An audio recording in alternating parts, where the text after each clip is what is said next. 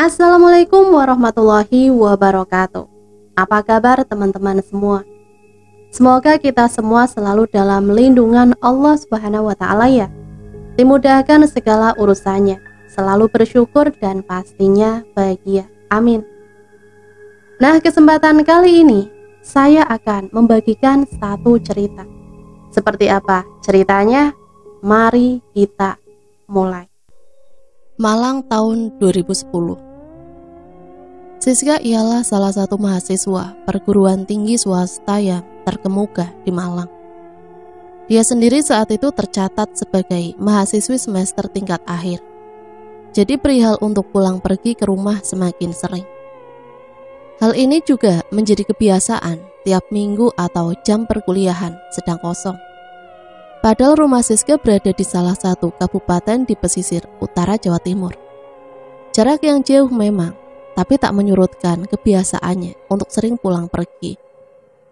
Di minggu yang membosankan, kebetulan hari Rabu, waktu bangku perkuliahan kosong, dia pulang. Sewaktu di rumah, Siska kegiatannya bersantai ria. Dia hanya rebahan di kamar, menikmati suasana nyaman di rumah, dan istirahat melepas kepenatan di kampus. Sebenarnya Siska saat itu sedang melepas kenang-kenangan indah waktu bersama pacarnya. Gadis cantik yang baru saja putus dengan sang kekasih karena baru saja mengetahui cowoknya selingkuh di depan matanya. Waktu di rumah sering mengunci diri dalam kamarnya. Ingatan yang menyesakkan Siska masih membekas sangat dalam di lubuk hatinya.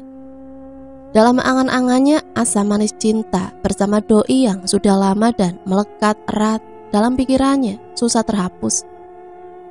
Entah sampai kapan mahasiswi cantik ini tak lekat atas kungkangan cintanya selama ini kepada sang mantan. Pikiran pun ia bolak-balik waktu rebahan di kamar. Tapi hati tetap ambyar dan tetap tak ada solusi mengobati hati. Mata merahnya masih sembab, bekas derai air mata seharian. Siska hanya melakukan kegiatan itu saja di kamarnya. Kalau tak pegang HP, ia membuka buku atau foto kenangan bersama sang mantan. Hingga kegiatan itu terhenti di saat azan Isya berkumandang. Selepas Isya, Siska kembali terlentang dan kembali bersedih sambil memeluk guling kesayangannya. Tiba-tiba Siska merasakan ada getaran HP di sampingnya. Siska melihat di layar HP-nya. Ada sebuah pesan masuk dan panggilan yang tak berhenti dari teman cowoknya. Dia yang tahu akan panggilan penting dengan cepat. Siska mengambil HP-nya dan mengangkat telepon. Tapi waktu diangkat, panggilan itu dimatikan. Sialan si Bento, gumam Siska yang semakin kesal sambil membuka isi pesan singkat dalam HP-nya. Sis, besok Pak Anto ada di kampus. Aku mau ikut bimbingan skripsi besok. Kamu ikut apa tidak? Besok pagi. Pesan SMS dari Benny, teman satu jurusan dan satu kota dengan Siska. Waktu hari Rabu siang kemarin, mereka memang sama-sama pulang bersama. Tapi Benny naik motor sendirian sampai rumah, sedang Siska naik bis. Terus kamu kapan balik ke Malang, Ben? Jawab Siska mulai SMS. Sekarang, sis. Hah? Sekarang? Sudah jam berapa ini, Ben? Biarin, daripada besok pagi telat, mendingan sekarang berangkatnya. Aku juga gak mau jadi mahasiswa abadi, sis. Masalahnya, aku gak ada yang nganter, Ben. Kau balik sekarang. Sudah tahu Tuan Putri, ini dari tadi aku sudah di depan gerbang rumahmu. Sialan, dasar jomblo karatan. Bawel. HP Siska langsung ditutup dan ditaruh di tempat tidurnya. Siska langsung bangkit, berdiri dan beranjak dari kamar tidurnya. Sambil berjalan, ia membetulkan pakaian dan rambutnya yang acak-acakan dan berhenti sejenak di depan kaca riasnya. Selesai itu Siska keluar kamar dan menuju kamar mandi untuk cuci muka dan berwudu. Merasa wajahnya sudah agak segar, keluar dan berjalan melewati ruang tengah. Ruang tengah itu masih ada ibu dan adik perempuannya yang sedang nonton TV berdua. Mau kemana, Nduk? Tanya ibunya sambil memegang remote TV. Ke depan, Bu, itu ada Benny. Suruh masuk saja, Nduk. Tumben malam-malam mampir ke sini. Mau ngajak balik ke Malang sekarang, Bu, anaknya. Jawab Siska sambil berjalan keluar rumah. Siska berjalan dengan cemberut hingga tak sadar pintu demi pintu ia buka. Beberapa puluh langkah akhirnya Siska sampai di gerbang depan rumahnya. Siska melihat Benny sedang duduk sendirian di atas motornya, sedangkan pandangan Benny dari dalam helm hanya tersenyum puas dengan menggoda Siska. "Kenapa senyum-senyum? Senang lihat aku sedih?" "Ilah dalah sis, baru ketemu udah ngambek. Ya udah, aku langsung cabut ke Malang ini." "Jangan Ben, gitu saja dimasukin ke hati. Yuk masuk dulu." Mereka yang sudah dewasa menyadari akan watak masing-masing, sebab mereka juga bertemu sejak SMA dan sering pulang pergi bersama waktu kuliah di Malang. Tanpa menunggu waktu lama, mereka berdua pun mulai masuk gerbang rumah. Sebelum itu Benny memarkirkan motornya terlebih dahulu, sedang Siska berjalan ngeloyor sendirian hingga duduk di teras rumahnya terlebih dahulu. Ibu Siska yang penasaran akan kedatangan Benny ikut keluar rumah juga. Beliau juga menyambut kedatangan Benny malam itu. Sebab sang ibu sedikit curiga karena tak biasanya Benny berkunjung malam-malam. Dalam hatinya ingin memastikan apa yang terjadi pada mereka berdua. Sewaktu mereka sudah duduk bertiga di kursi teras, Benny menjelaskan perihal tujuan balik ke Malang malam-malam kepada sang ibunda. Ibu Siska yang sudah lama mengenal Benny memahami apa yang jadi keinginan teman anaknya ini. Pada dasarnya seluruh keluarganya Benny juga kenal orang tuanya Siska. Dengan pertimbangan kedua keluarga yang sudah saling mengenal, Ibu Siska malam itu mengambil keputusan. Sang ibu yang pengertian malam itu menyuruh putri sulungnya untuk berangkat bareng bersama Benny. Kebetulan malam itu ayah dan kakak laki-laki Siska sedang tidak berada di rumah. Daripada Siska menunggu ayah dan kakaknya yang tak tahu pulangnya, lebih baik Siska berangkat sama Benny sekarang juga. Sehabis mendapat izin dari ibunda, Siska pun pamit kembali masuk ke rumah. Dia berjalan dengan cepat hingga masuk ke kamar. Di dalam kamar kebiasaan Siska memang selalu agak lambat kalau persiapan dan ganti baju, padahal saat itu dia masih sedih. Kesedihan berhari-hari yang ia tutupi dari keluarganya membuat persiapan Siska menjadi tambah lama.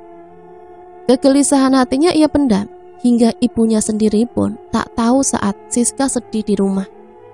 Perasaan yang masih kacau Siska malam itu membuat ia agak asal-asal waktu berkemas dan berkali-kali ia berhenti untuk duduk di bednya waktu mau berangkat. Merasa lama akan kedatangan Siska, ibunya yang sudah tak sabar datang pergi menghampiri anaknya di kamar. Ibunya langsung serta ikut duduk berjejer di bed dan memandang anak kesayangannya. "Ayo Nduk, jangan lama-lama, kasihan Benny nunggu di depan," ucap sang ibu sambil membelai rambut hitam panjang anaknya. "Ya Bu, ini sudah kelar," jawab Siska dengan mengancing resleting tas rangselnya. Siska yang sudah ganti baju dan memegang tas rangsel berganti bersalaman untuk pamitan dengan ibunya. Restu pun didapat, ia bergegas berjalan keluar diikuti ibu dan adiknya dari belakang. Sampai di luar rumah ia melihat Benny yang duduk sendirian sudah menguap. "Ayo Ben, jadi apa tidak?" "Iya ayo." Benny pun mulai berdiri, terus berjalan dan meraih tangan ibu Siska untuk bersalaman. "Saya pamit dulu ya Bu." "Iya Ben, hati-hati di jalan, jangan ngebut di jalan." "Iya Bu." Selepas berpamitan, Benny langsung mengambil motor yang sudah siap di halaman rumah Siska. Malam itu mereka berdua berangkat. Perjalanan pun dimulai. Perjalanan dari utara Pulau Jawa ke selatan memang cukup jauh, tapi malam ini mereka wajib berangkat. Dalam perjalanan sendiri, hampir setiap 1 jam lebih Siska selalu meminta untuk istirahat. Entah apa yang terjadi dengannya malam itu. Entah sudah ngantuk, payah atau masih kepikiran dengan mantannya. Benny sendiri tidak tahu. Hingga sekitar jam 11 lebih mereka berdua sudah mulai memasuki kecamatan Kandangan. Siska yang mulai capek, yang merengek minta berhenti untuk membeli minuman dan istirahat sejenak di sebuah toko. Selesai minum air mineral, mereka berdua duduk lesehan, selonjoran di atas paving. Mereka yang berada di depan sebuah toko terlihat sangat capek dan lemas. Mereka yang duduk berdua lama terdiam, mulai berbicara. "Sebentar sis, istirahat sini dulu ya, capek banget rasanya punggungku," ucap Benny. "Ya Ben, aku juga capek semua badanku, tapi malam ini rasanya kok hawanya nggak enak ya," terang Siska sambil kepalanya menengok ke kanan ke kiri. "Itu perasaanmu saja sis, habis putus ya begitu, pasti galau," bantah Benny yang ingin meredam kegelisahan Siska. "Bukan Ben, bukan masalah itu. Kayak ada yang beda saja malam ini perasaanku. Rasanya nggak enak aja." "Ya mesti tidak enak sis, kamu yang kuingatkan dari dulu tidak pernah mengerti." "Alah gombal kamu Ben, pacarmu mau kamu taruh di mana yang tiap malam datang gonta-ganti cewek di kosmu? Aku mau kamu koleksi juga nomor berapa, hah?" tegas Siska sambil memukul kecil pundak Benny. "Ketahuan sudah aku sis, malu aku," jawab Benny dengan menutup mulutnya saat tertawa. Sekian puluh menit mereka istirahat, duduk selonjoran di emperan toko. Rasa letih sudah mulai berkurang. Begitu juga pandangan mata Benny mulai tajam kembali. Rasa kantuk juga berkurang. Dirasa sudah fit, Benny mengajak Siska untuk melanjutkan perjalanan. "Ayo sis, berangkat," ajak Benny sambil mulai bangkit dari duduknya. "Ya udah, ayo." Mereka yang sudah boncengan keluar dari parkiran toko dan memulai perjalanan kembali. Baru berjalan sebentar, motor mereka sudah memasuki wilayah Kecamatan Kesembon, kecamatan yang sudah masuk di Kabupaten Malang. Perasaan Siska malam itu semakin gelisah dan ia merasa ada sesuatu yang tidak enak dari biasanya. Saat sudah agak jauh dari perbatasan kecamatan, mereka hanya berdua di jalanan itu. Jalan yang mulai berliku, mulai terasa bagi Benny, begitu juga udara malam di jalanan itu. Dinginnya malam Jumat di jalanan antar kabupaten mulai menusuk kulit dan perlahan menusuk jaket mereka berdua. Tanjakan dan turunan jalan pegunungan mulai ikut menemani perjalanan mereka.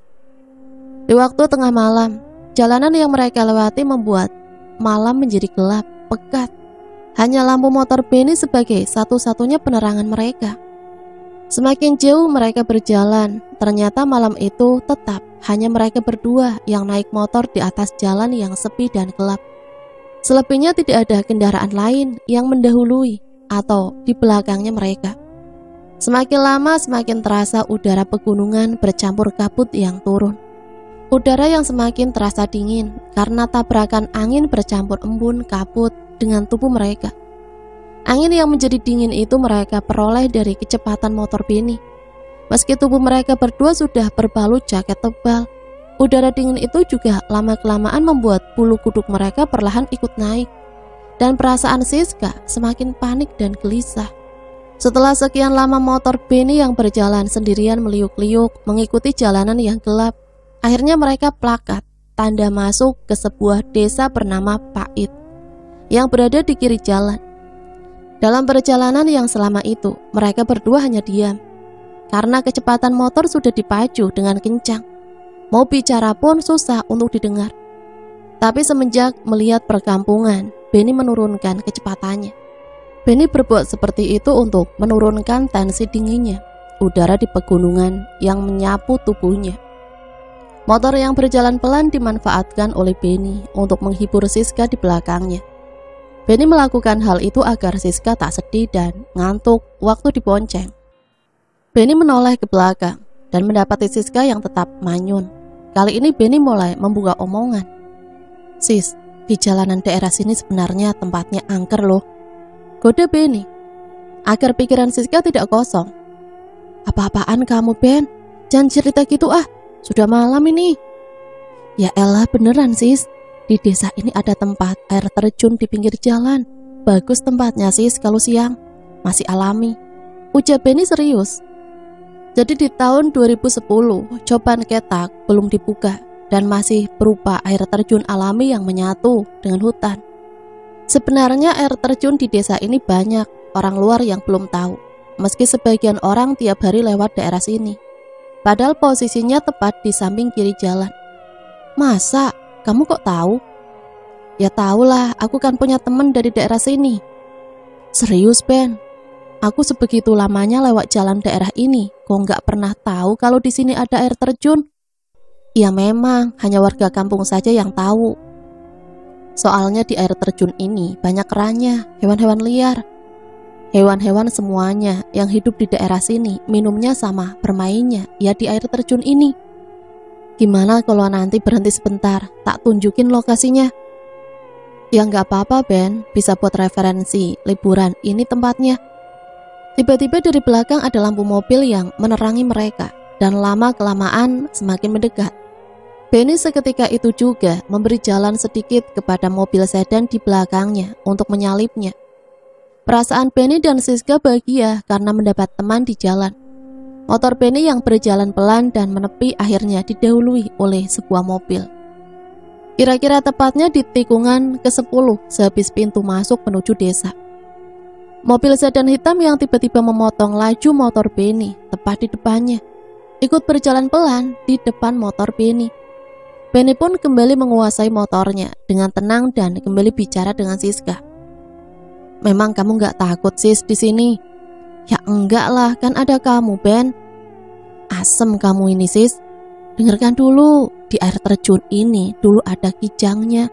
Tapi dulu sewaktu diburu anak-anak langsung ditembak kijangnya, dan otomatis rubuh dan mati kijangnya. Nah anak-anak yang bergembira mendatangi kijang yang mati itu. Nah sewaktu digendong kijangnya mau dibawa pulang, lah kok tiba-tiba kijangnya di pundak bisa ngomong. Beneran tak Ben? Beneran sis, itu dulu banyak saksinya. Sewaktu digendong, kijangnya kembali hidup terus bicara. Lepaskan aku, kalau tidak kamu bakal mati. Mendengar suara dari kijang itu, anak-anak ketakutan semua. Tubuh mereka bergetar. Selanjutnya, kijangnya dijatuhkan begitu saja. Sehabis itu, anak-anak langsung lari, mencar sendiri-sendiri sis. Jangan nakutin aku Ben. Beneran sis, aku tidak bohong. Ini loh di depan jalan tempatnya. Jawab Benny sambil menunjuk ke depan. Kalau begitu dipelankan lagi sepeda motornya Ben. Ben tuh, aku ingin tahu. Kalau jalanan begini, apa ya tahu aku tempatnya air terjun katamu itu? Kata Siska yang penasaran. Iya well, bawel, saut Benny dari depan dengan suara kesal. Kecewa tadi aku memberitahumu sis. Gerutu Benny yang tak terdengar dari jok belakang. Genggaman tangan Benny seketika menurunkan gasnya secara perlahan. Putaran rantai akhirnya berpengaruh memperlambat motor Benny. Perlahan roda motornya juga ikut melambat. Malam itu bulu kuduk sepasang muda-mudi itu ikut merangkak naik, khususnya Siska. Tapi rasa penasaran Siska mengalahkan rasa takutnya, sehingga ia pun tetap bersikeras untuk kekeh ingin melihat lokasi coban dari pinggir jalan. Benny yang dari tadi nyerocos, menakut-nakuti Siska mulai diam. Benny konsentrasi melihat ke depan untuk mengingat lokasi coban itu. Hingga tak terasa, dia sudah sampai dari jarak 50 meteran dari lokasi. Sehabis melewati tikungan tajam, Benny menunjukkan lokasi itu dengan tangan kirinya. Itu loh sis tempatnya, sehabis tikungan di depan itu. Tunjuk Benny sambil menoleh ke belakang dengan suara cukup sedang. Siska memperhatikan arah dari tangan Benny, tapi yang ia lihat hanya gelapnya hutan dan siluet-siluet hitam pepohonan hutan yang rimbun. Suara-suara hewan pun bermunculan keras bersaut-sautan di dalam hutan. Mereka semua ingin memberitahu semua sosok yang terkadung di dalamnya. Kamu gila Ben, malam begini ya tidak terlihat bodoh. Ya paling tidak akan kamu tahu tanda-tanda tempatnya sis. Penting aku tidak nipu kamu, serga Benny. Ya Ben, aku percaya, jawab sini Siska. Mereka terus berjalan memasuki tikungan terakhir jalanan di mana coban itu berada. Tapi mereka tetap mengikuti mobil sedan di depannya dan tetap menjaga jarak. Saat motor mereka semakin mendekat, Siska dan Benny melihat sosok pocong di bawah sebuah pohon di pinggir jalan. Pocong itu berwajah hitam, mengeluarkan aroma yang busuk. Kepala sosok pocong itu goyang-goyang seperti menyambut kedatangan Siska dan Benny. Pocong itu berada tepat di samping kiri jalan. Dia tepat di bawah pohon, sesekali mengintip orang yang lewat ke arahnya. Mengetahui ada hal yang ganjil, Siska memalingkan mukanya ke kanan dan spontan membenamkan mukanya di punggung Benny karena takut. Ben, gila kamu, ada pocongnya di bawah pohon depan itu. Cepat, kencengkan motormu, aku takut, bentak Siska dengan cepat. Aku mengerti sis, ini tak kencangkan dos. Tapi baunya busuk begini ya jalannya, sambung Benny dari depan. Dia juga mulai ikut takut. Entahlah Ben, bau busuk apa ini aku tak ngerti. Cepetan ayo, ini semua gara-gara kamu Ben. Malah hantunya datang beneran, ini gimana? Berdoa saja sis, jangan bawel saja, aku juga takut ini, sambung Benny. Siska hanya diam, mulutnya keluh tak berucap hingga dalam hati. Yang ada di dalam pikirannya hanya rasa panik dan mulai takut saja. Mereka tetap melanjutkan motor dengan sedikit menambah kecepatan di jalan yang lurus. Tapi di depannya, jalanan itu sudah habis dan mau berbelok ke kiri. Posisi mereka malam itu motornya tetap di belakang mobil sedan itu. Jalanan di samping Coban Ketak tidak ada penerangan sama sekali. Penerangan di jalan itu hanya dari lampu dari motor Benny dan mobil sedan di depannya saja. Kendaraan di jalan malam itu juga cuma ada motor Benny sama mobil di depannya yang melintas. Saat Benny dan Siska melewati lokasi tepat di samping Coban Ketak, bau nusuk berganti dengan bau harum. Bau bunga kenanga tercium sangat kuat di samping Coban. Aneh, padahal sebelumnya adalah bau yang sangat busuk menemani mereka sejak tadi. Masih di jalanan Coban, tepatnya sebelum tikungan ke kanan. Malam itu Benny dan Siska yang habis ketakutan melihat pocong. Kini mereka dihadapkan adanya sosok perempuan. Perempuan yang memakai baju merah berjalan dengan cepat. Ia keluar dari dalam rerimbunan Coban Ketak. Dia berjalan sendirian hingga ke tengah jalanan beraspal yang dua kendaraan ini lintasi. Tapi saat berjalan kaki, sosok wanita itu tak menyentuh aspal sama sekali. Semakin dekat, semakin terlihat sosok wanita itu dengan jelas. Penumpang dua pengendara itu memperhatikan dengan teliti wanita berbaju merah itu. Bola mata mereka semua tertuju pada sosok ini. Perempuan itu terlihat berparas cantik, berhenti di tengah-tengah jalan dan menghadang mobil yang berada di depannya. Sosok perempuan yang memakai baju merah panjang seperti daster berlengan panjang, dengan rambut hitam panjang sepinggul yang acak-acakan. Wanita itu juga menatap mereka semua, termasuk penghuni mobil yang berada tepat di depannya. Saat itu juga Benny dan Siska yang sudah menghadap ke depan berteriak keras sambil menunjuk wanita itu. Awas, awas mbak, awas. Sedangkan dari dalam mobil sedan itu sendiri terdengar suara teriakan yang keras. Teriakan tiga penumpang mobil yang berada di depannya. Mobil sedan itu menabrak sosok wanita yang berdiri di tengah jalan. Setelah menabrak sosok wanita itu, mobil di depan Siska mulai goyang ke kanan dan ke kiri, meliuk-liuk kehilangan kendali. Mereka yang berada di dalam mobil sangat panik dan terus berteriak histeris. Tapi mobil ini tidak berhenti. Mereka hanya melihat ke belakang mobil untuk memastikan wanita itu. Setelah mereka melihat wanita itu, kenyataan aneh yang menghinggapi pengendara mobil. Sebab wanita itu tetap berdiri di tengah jalan. Mobil yang habis kehilangan kendali itu berjalan memacu mobilnya dengan menambah kecepatan hingga mobil itu kembali stabil dalam kemudinya. Sedangkan Siska dan Benny tetap melihat dengan seksama adegan yang mengerikan di depannya. Mereka melihat wanita berpakaian merah itu tidak tergores atau tersentuh mobil sedan itu sama sekali. Yang mereka lihat adalah mobil sedan itu menembus tubuh wanita itu dengan mudah. Wanita yang seperti tertabrak itu tetap berdiri dan memandang mereka berdua dengan wajah yang pucat, mata melotot dan senyumnya yang menyeringai kepada mereka berdua. Ya Allah, astagfirullahaladzim, ucap mereka berdua dengan spontan. Cepetan Ben, orangnya melihat terus, ucap Siska kepada Benny. Siska sendiri saat itu sedang beradu pandang dengan sosok wanita itu dari jarak yang cukup dekat. Kira-kira wajah Siska dan wanita itu berjarak sekitar 1 meter. Selepas melewati sosok wanita itu, Siska bicara kembali kepada Benny. Ben, kamu lihat wanita itu tadi? Itu kelihatannya bukan seorang perempuan beneran, kata Siska dengan nada keras di belakang. Iya sis, kelihatannya begitu. Hih, saut Benny sambil mengemudi. Cepetan Ben, kencangkan sepeda motornya. Aku takut beneran ini, ujar Siska. Jalannya kayak begini, apa ya bisa cepet dol? Bisa-bisa masuk jurang mati aku sis, bantah Benny dengan cepat. Ya sudah, terserah kamu, yang penting cepat.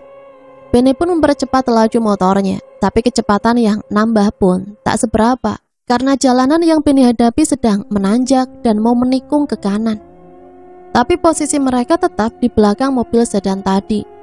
Setelah jarak tempuh sekitar 500 meter mereka lalui, hal yang aneh kembali terjadi. Sosok wanita berbaju merah yang sebelumnya di samping coban tadi mulai terlihat samar dari jauh. Sekian meter kendaraan makin mendekat. Seketika memang benar, sosok itu sudah muncul kembali. Ia berdiri di tengah jalan dan menatap kedua pengguna jalanan itu kembali. Kali ini mobil sedan tadi lagi-lagi menabrak sosok wanita itu. Tapi saat ditabrak mobil sedan itu, tubuh wanita itu lagi-lagi tembus kembali dan dia tidak terkena apapun. Kejadian sama persis seperti sebelumnya. Semua penghuni mobil berteriak histeris, sama halnya di awal tadi. Setelah sadar pengemudinya akan diteror sosok wanita itu. Akhirnya kecepatan mobil itu ditambah. Mereka berjalan melesat sekencang-kencangnya karena mereka semua sudah ketakutan. Benny dan Siska saat itu juga ketakutan. Mereka kembali dihadapkan untuk saling beradu pandang kembali dengan sosok wanita itu di jalanan yang gelap dan sepi. Kali ini Siska beradu pandang hanya berjarak sekitar kurang dari 1 meteran dengan wajah wanita jadi-jadian itu dan serasa sangat dekat sekali dengan sosok wanita itu. Lihat jelas bentuk wajah wanita berpakaian merah itu. Kali ini kedua matanya sudah mengeluarkan darah, hidung dan bibirnya yang menyeringai juga meneteskan darah.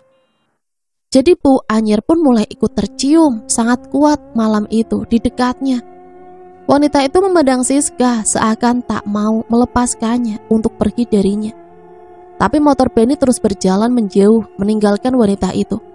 Benny memacu motornya untuk mengejar mobil tadi. Tapi sekian lama ia menarik gasnya dalam-dalam. Mobil sedan itu sudah tak terkejar lagi.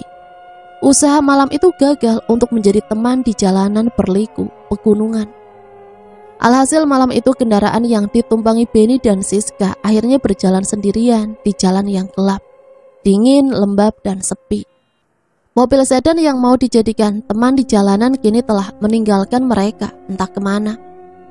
Kejadian ini berulang kembali sehabis menempuh jarak kurang lebih 500 meter. Entah sudah berapa kali mereka menemui wanita itu terus di tengah jalan yang berliku itu.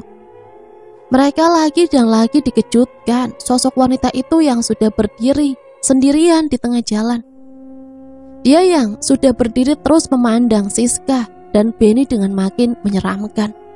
Wajah wanita itu semakin lama semakin rusak.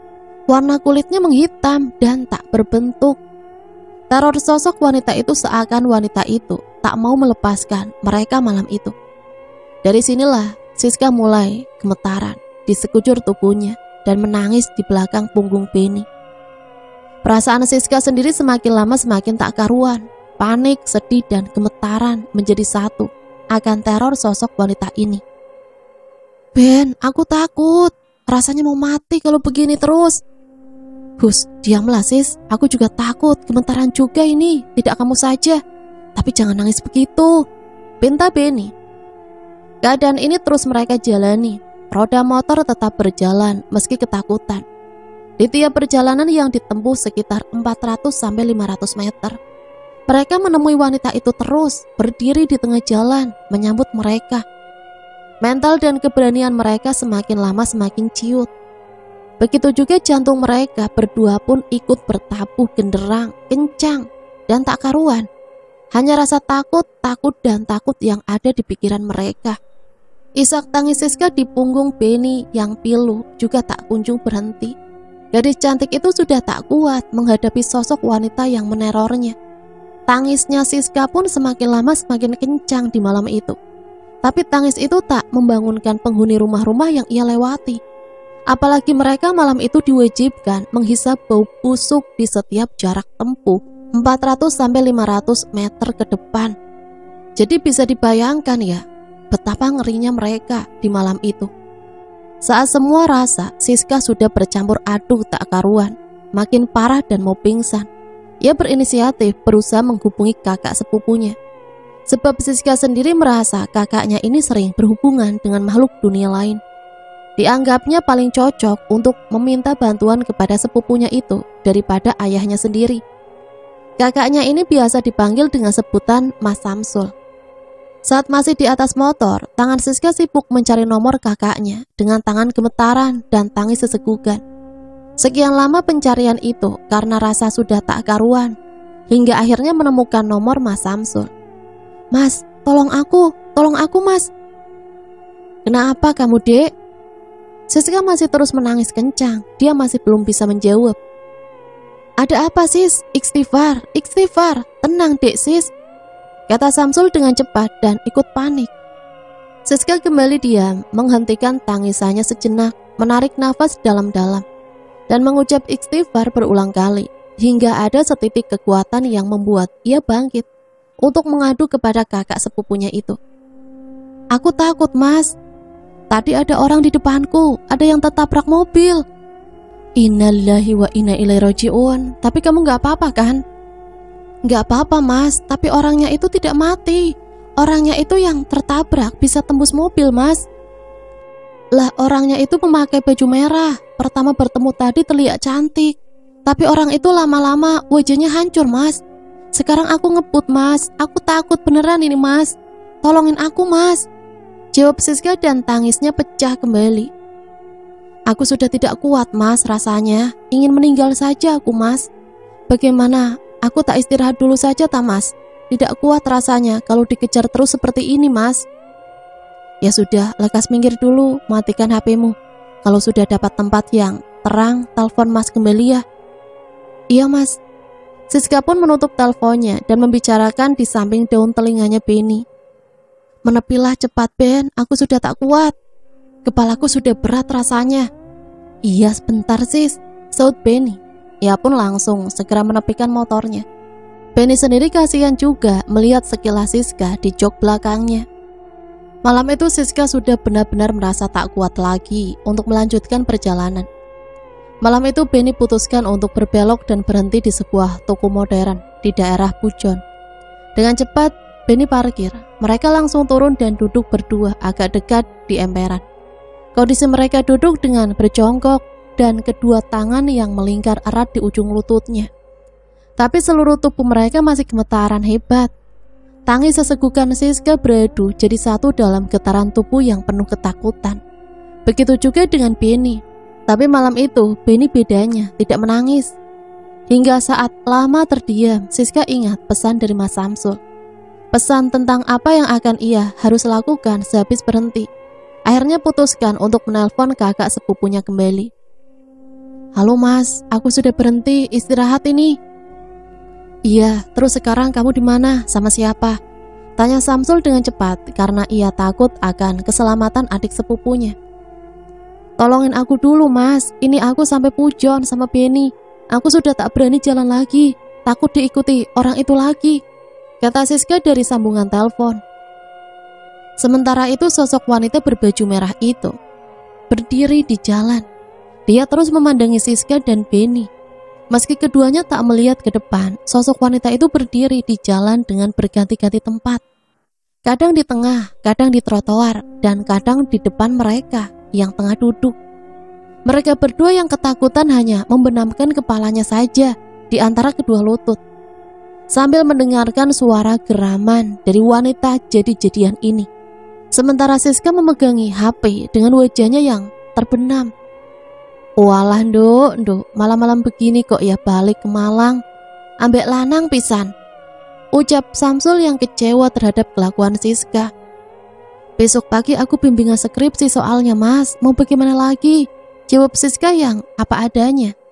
"Temanmu laki-laki itu tidak berani tak?" "Ya nggak berani, Mas. Ini anaknya sama takutnya sama aku. Anaknya juga gemetaran semua, wajahnya sudah pucat. Ini pada ketakutan semua, Mas." "Kamu bawa air?" "Bawa, Mas, aku bawa botol air." "Sudah, sekarang bukakan tutup botol airnya dulu." "Iya, Mas," jawab Siska. "Sekarang kamu berdua tarik nafas, ikuti aku berdoa." Mereka berdua bangkit dari ketakutan dan segera mengikuti arahan Mas Samsul. Dengan suara yang dikeraskan dari HP Siska, ritual malam itu dengan cepat diselesaikan. Selesai berdoa, Mas Samsul bicara kembali. Sudah, sekarang diminum airnya sama temanmu. Dengan cekatan Siska meminum air dari botolnya terlebih dahulu. Teguk demi teguk mereka minum air dari botol itu secara bergantian. Tak terasa isi air dalam botol itu pun habis mereka minum. Sesaat kemudian mereka berdua merasakan sesuatu setelah air itu memasuki kerongkongannya. Ada sesuatu yang berbeda dalam diri mereka malam itu, semenjak air yang diberi doa membasahi mulut hingga bermuara di perut. Siska yang habis merasakan banyak perubahan kini berbicara di telepon Samsul kembali. Alhamdulillah mas, lega rasa hatiku. Rasanya agak tenang mas. Aku sama temanku wajahnya ya sudah tidak pucat lagi, sama gemetaran lagi mas. Kira-kira habis ini aku diikuti lagi apa tidak sama setan perempuan itu mas? Sumpah aku takut beneran mas. Sudah aman, teruskan perjalananmu. Nanti kalau masih ada apa-apa hubungi aku lagi dek. Iya mas, matur suwun. Saat itu sosok wanita yang berganti-ganti tempat di depan Siska tiba-tiba sudah lenyap. Begitu juga dengan bau khasnya, sudah tak tercium lagi. Selesai Siska berbicara panjang lebar lewat sambungan telepon, sambil melirik ke jalan dan pelataran toko modern. Merasa sudah tidak melihat sosok itu lagi, akhirnya dia segera mematikan teleponnya. Siska pun duduk sejenak beberapa menit sambil menenangkan pikiran dan hatinya yang kacau. Setelah ketakutan, kepanikan, dan tubuh mereka yang gemetar mereda, mereka pergi meninggalkan jalanan itu menuju Malang dengan aman. Teror yang menimpanya malam itu bersama Beni malam itu akhirnya selesai. Tapi di sisi yang lain, kakak sepupunya yang habis menangani Siska dan sosok wanita itu mengalami hal yang berbeda. Rumah Samsul. Malam itu kakak sepupunya berada di rumah sehabis membantu Siska. Ia sedang tiduran di kamar sendirian menghadap pintu. Di rumah Samsul malam itu memang sepi. Saat itu dia sendirian di rumah. Suasana rumahnya sebelumnya hening, hingga ia mendengar sesuatu dari balik pintunya, sebuah suara. Pintunya mulai bergerak, berayun sendiri secara perlahan. Samsul yang tadinya rebahan curiga dan mengamati pintu kamarnya dengan seksama. Selanjutnya ia melihat tiba-tiba ada rambut panjang yang menjuntai lantai. Rambut-rambut hitam gimbal itu berserakan keluar masuk himpitan di bawah pintu. Seperti ada yang menarik ulur rambut itu. Sedangkan bau busuk pun dengan cepat memenuhi kamar Samsul. Perasaan Samsul semakin lama semakin curiga, merasa ada yang tidak beres. Akhirnya Samsul bangkit berdiri. Dia berjalan ke pintu kamarnya dan melihat apa yang terjadi di balik kamarnya. Setelah pintu ditarik, Samsul melihat sosok kuntilanak merah sedang berjalan merayap di tembok menuju tempat Samsul berdiri di tengah pintu kamarnya. Sosok kuntilanak merah itu berwajah hitam, hancur, penuh belatung dan berbau sangat busuk. Sosok ini setelah berjalan merayap, akhirnya berhenti di dekat Samsul dengan posisi dia yang miring. Kuntilanak merah ini menatap tajam, melotot hingga bola matanya yang berdarah keluar. Dia memandangi Samsul yang berdiri dengan wajah menyeramkan. Samsul tepat berdiri, menyambut tatapannya tanpa rasa takut. Lama-kelamaan saat mengamati kuntilanak merah itu, wajahnya mengeluarkan belatung kecil-kecil hingga berjatuhan ke lantai. Kenapa kamu ikut-ikut urusanku? Bentak kuntilanak merah yang sudah marah ini.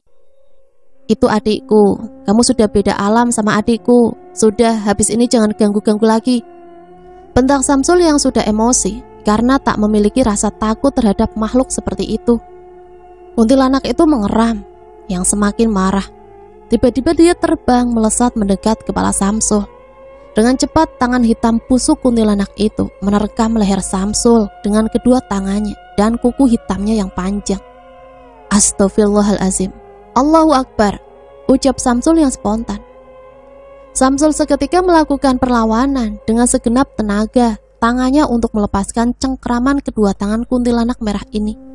Dengan susah payah, akhirnya cekikannya perlahan mulai melepas. Tapi Samsul tetap memegang kedua tangan kuntilanak merah itu.